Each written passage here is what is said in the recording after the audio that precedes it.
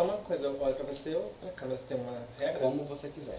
A gente vai estar conversando, mas eventualmente vai ter alguma coisa que você vai querer falar pra câmera, você vai no fim. Tá bom. E quando, por exemplo, se for o caso de olhar pra câmera, é pra onde que olha? Pra lente. Pra lente mesmo. Você vai ter você vai ser muito tentada a olhar pro visor, mas não olha porque dá diferença. Tá bom.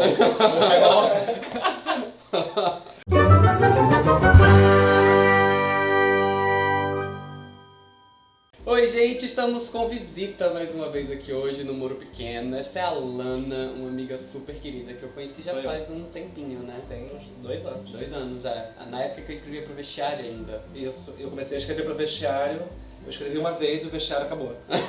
Foi tipo isso. Ficou amizade, estamos aqui hoje. Ficaram, né? Ficou amizade, estamos aqui hoje. E esse vídeo é parte de uma iniciativa muito bacana para hoje, dia 29 de janeiro, que é dia da visibilidade trans. E uma série de canais LGBTs aqui no YouTube estão se juntando numa playlist muito legal para dar visibilidade a esse assunto, para poder discutir sobre essa questão trans. E aí, como parte desse projeto, eu trouxe a Lana aqui hoje pra gente conversar um pouquinho. Lana tem uma página muito bacana no Facebook chamada Transgressiva.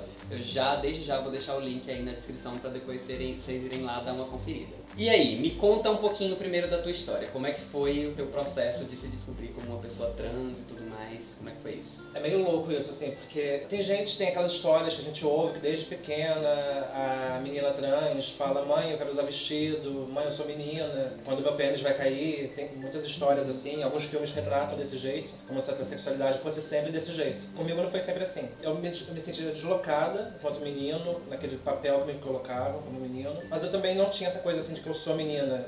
Eu não sabia que isso era possível, sabe?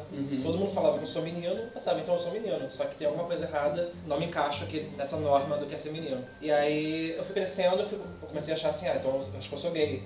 Né? Porque quando a gente vai chegando na adolescência e tal, você começa a se sentir atraída pelos meninos. Eu pensei, então eu sou gay, acho que é isso. Só que quando eu comecei a me colocar nesse lugar de menino gay, eu também fui vendo que não era isso, que ainda assim eu não me encaixava.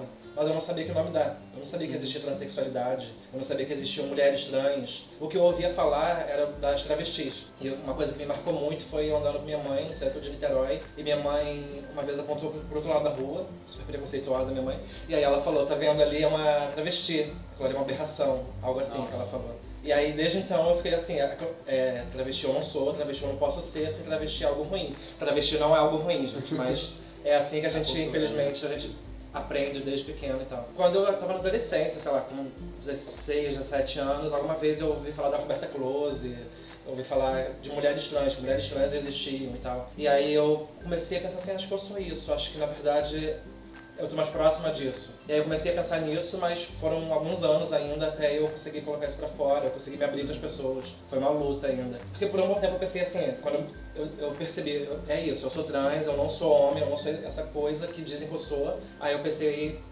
mas eu tenho muito medo de avisar as pessoas que eu sou mulher trans, porque como gay eu já sofro preconceito, imagina como mulher trans e tal. Eu fiquei com muito medo disso, desse lugar que as mulheres trans são jogadas na sociedade, né? E aí foi uns bons meses, até que em outubro do ano passado, outubro de 2015. Outubro de 2015 eu me expus para as pessoas mais próximas e depois de um tempo, como me senti mais fortalecida, eu fiz um post no Facebook, porque eu nem ia ficar um contador de 1 para 1, né? Então, eu fiz um post logo, me expus, expõe ela, eu mesma me expus. Aí, isso em outubro de 2015, mas a transição, eu começar a realmente algum processo de transformação física externa, além do processo interno que já estava antes, foi em maio do ano passado. E sim, como é que tem sido? É uma pergunta meio nada a ver assim, mas como é que tem sido ser uma pessoa trans, né? Tipo, como é que é essa experiência, assim? Pra mim, assim, eu me sinto hoje em dia plena, assim. Porque eu sou quem eu sou. Eu ando como eu quero na rua. As pessoas me chamam de Lana, sabe? Assim, né? Pelo menos quando eu não estou num lugar público, né, que eu tenho que mostrar meu RG, eu sou chamada de Lana e tal. Você poder ser quem você é tipo sair do armário, né, como menino gay. Quando você sai do armário é ótimo, porque você se sente livre, se sente à vontade consigo mesmo e tal. Só que traz uma série de acarretamentos aí, né, porque a gente não está pronto, a gente que fala, a sociedade não está pronta para conviver com as pessoas trans. Existe muita resistência, existe muita dúvida, muita estranheza, existe um não lugar assim para as pessoas trans. Sim. Então eu me sinto muito bem comigo mesmo, com as decisões que eu tenho tomado, como eu tenho seguido minha vida, mas a sociedade não tá com a vontade, violenta, assim, igual a mim, igual eu tô.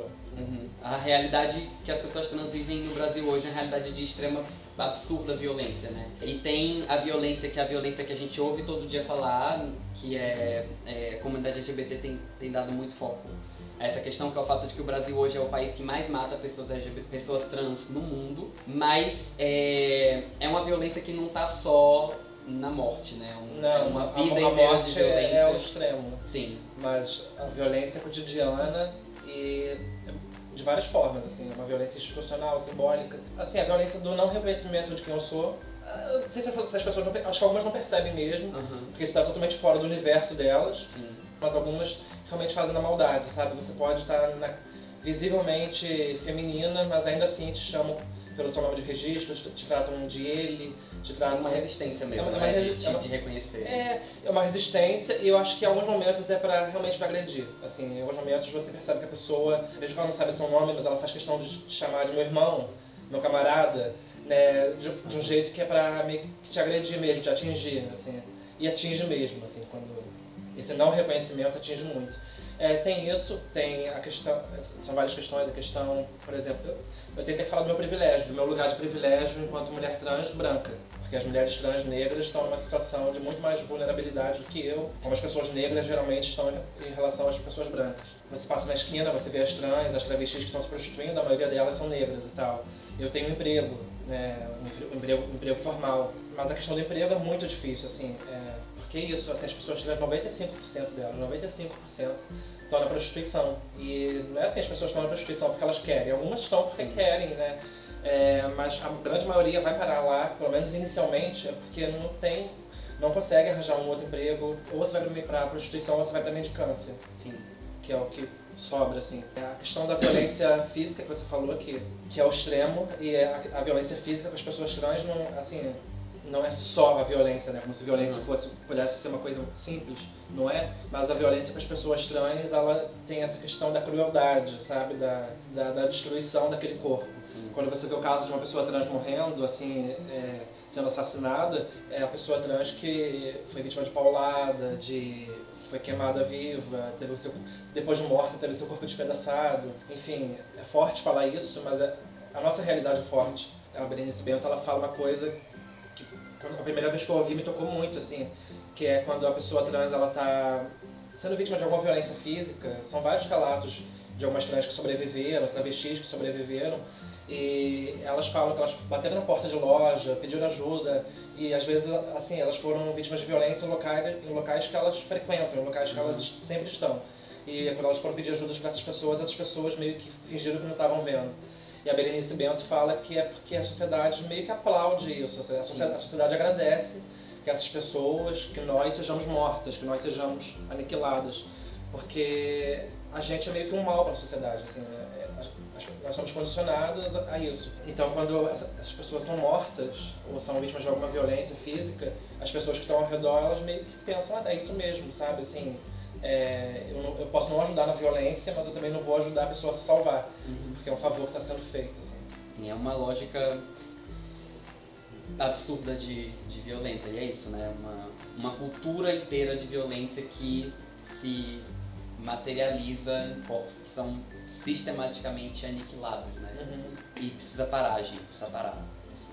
É um ciclo de violência que a gente precisa fazer tudo que tiver ao alcance da gente pra romper, né? Tá aí a importância de ter essa visibilidade, né? Porque durante o ano todo não se fala das pessoas trans, né? A pouca coisa que se vê é em relação à violência, geralmente jornais sensacionalistas que trazem aquelas fotos horrorosas e tal, e tratam gente de um jeito que não deveria ser tratado. A visibilidade que a gente tem é essa. Ou então é uma celebridade que seja trans, né? A Kylie Jenner, o Tami, né? São casos assim bem pontuais. A questão trans não está no dia a dia das pessoas, não tá nas conversas. As pessoas não têm amigos e amigas trans. Sim. As pessoas não trabalham com pessoas trans, assim, não tem chefes trans, não tem funcionários trans, não tem personagem trans na novela. Vai ter uma novela aí que vai tratar a questão trans, mas a atriz que vai fazer o personagem trans é uma atriz cisgênera. Então, assim, tirando o Netflix, não sei se pode falar isso aqui, tirando o Netflix, webséries assim, independentes do YouTube, a gente não tá em lugar nenhum. Então a importância do Dia Trans, assim, de trazer a nossa fala, a nossa imagem, as nossas questões, não só de luta, mas as poucas questões assim, de vitórias que a gente tem também, de conquistas, trazer para o dia a dia das pessoas, as pessoas saberem que a gente existe. E falar disso é importante, como falar de tudo, assim, falar do racismo, falar do feminismo, né, falar sobre as questões LGBTs, falar das pessoas bis, das lésbicas, que são invisibilizadas. Falar dessas coisas é importante, sabe, trazer para o dia a dia mesmo.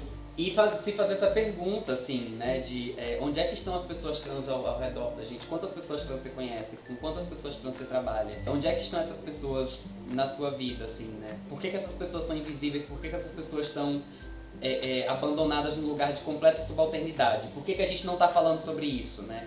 Falar sobre isso é importante o ano todo, no resto do ano. Isso. Ter referências e ter referências reais, concretas, de que essas pessoas existem é super importante para que a gente consiga aprender sobre essa realidade, para que outras pessoas trans consigam se reconhecer um pouco, né? E viver processos mais livres mesmo. Exatamente. Quando eu estou em alguns lugares, né, que eu consigo entrar nesses lugares, eu fico assim, é óbvio que eu sou a única pessoa trans aqui, sabe, assim, e é muito forte isso, assim, isso traz uma sensação de não lugar pra gente. Porque a gente não se reconhece, a gente não se vê nas pessoas, a gente não se vê em quem está com a gente ou em quem está andando nos lugares que a gente anda. Isso tem um peso muito grande assim, no nosso consciente, em como a gente lida com a gente mesmo. É foda, assim, sabe?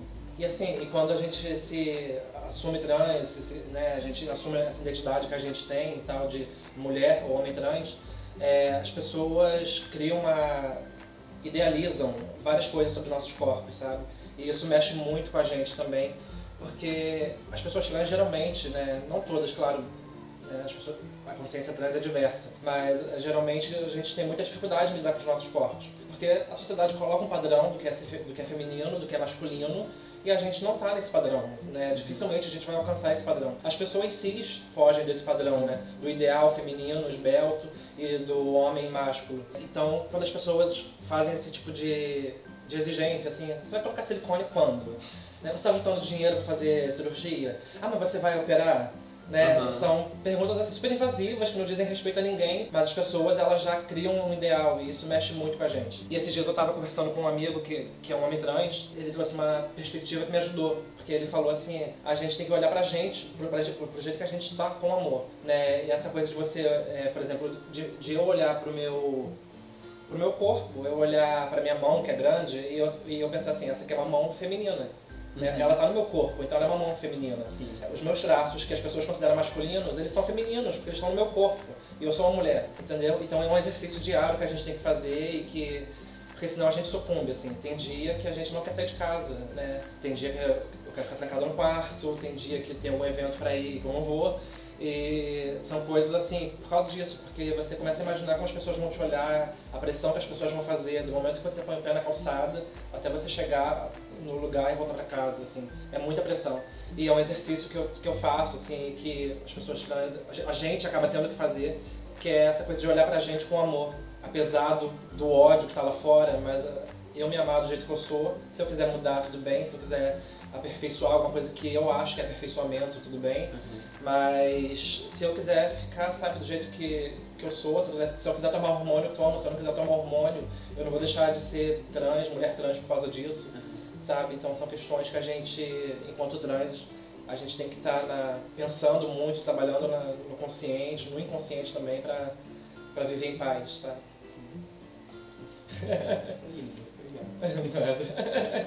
Então é isso, meu bem. Muito bom ter você aqui no Muro Pequeno. Adorei, obrigada. É muito Adorei. bom, de verdade. E, gente, vamos continuar conversando sobre isso. O próximo vídeo aqui na playlist é o vídeo do lindo, fofo, maravilhoso do Ariel Modara. Corre lá no canal dele. Vou deixar o link da playlist aqui no card, aqui em cima, pra vocês verem. E assistam tudo, acompanhem, vejam esse debate. É muito importante que a gente possa falar sobre essa questão hoje e no resto do ano. Muito importante. Tá bom? Então é isso. Um beijo gigante pra todo mundo e a gente se vê no próximo vídeo aqui no Muro Pequeno. Até lá. Adorei, gente. Obrigado. Vodka. Annalise Keating, né? Isso. Nossa,